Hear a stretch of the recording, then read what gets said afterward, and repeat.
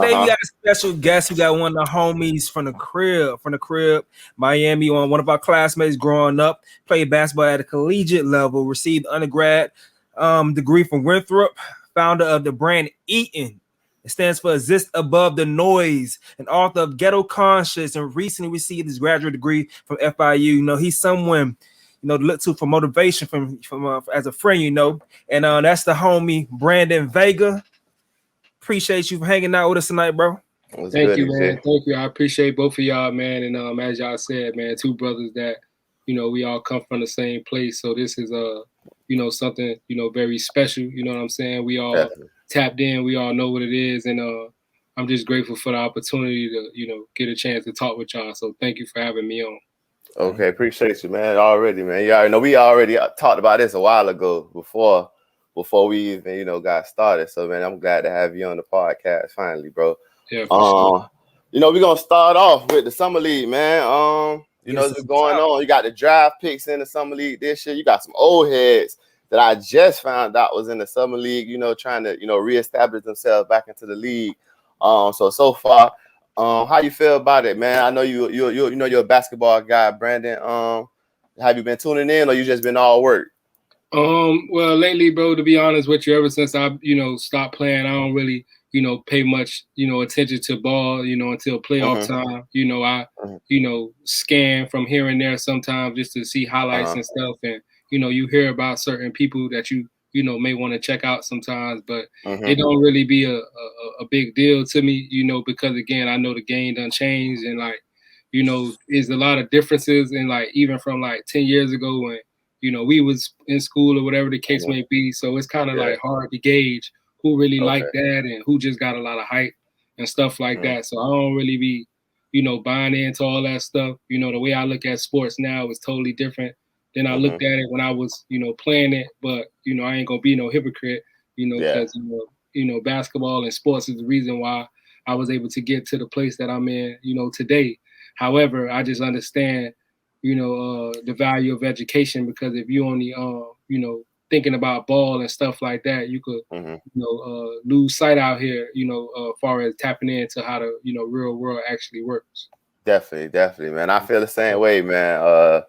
Like you're saying, being removed from the game, you know, you played at a collegiate level, so you've seen the actual inner business workings of, you know, basketball at its finest, even probably playing AAU, just at the youth level. So definitely understand that, you know, growing up, our perspective changed, and how we look at the game is different. So what about it changed now that you look? How do you see it now that you know been removed from the game and are more on the entrepreneurial side of business and everything of that nature?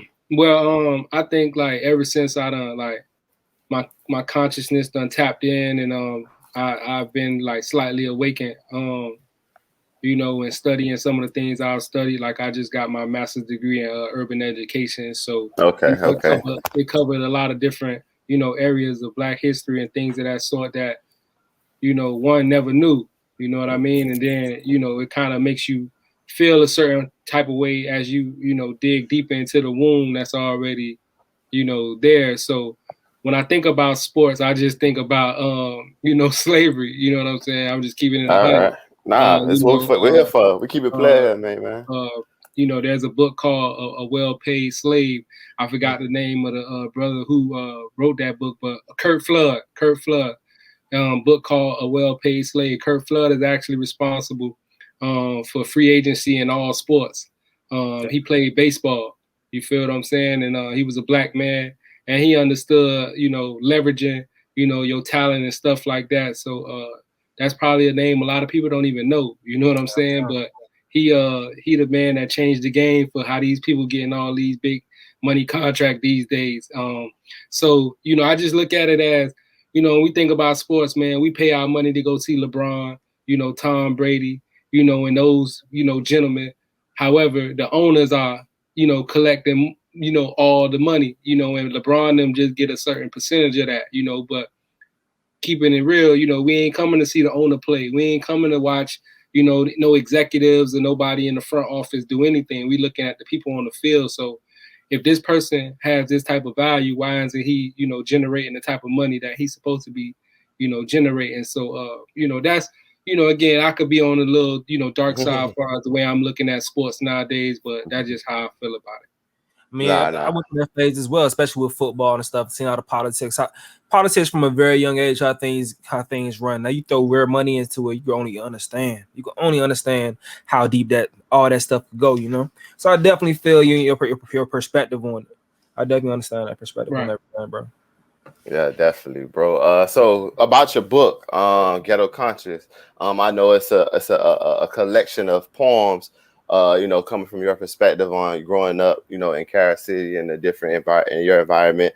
So what inspired you to write that, and you know, how's it been going on the journey? Well, what inspired me to write that, bro, was just, you know, I was working at a high school, you know, since I got out of college, I was working in the education system, you know, elementary, middle school, high school, different schools. Yeah. And this last school I was just working at, you know, it was a charter school, and we was getting some of the, you know, tougher kids that get kicked out of the Carol City, Northwest, and Centrals, all those different schools. And we, you know, we hosting all of them, you know what I'm saying?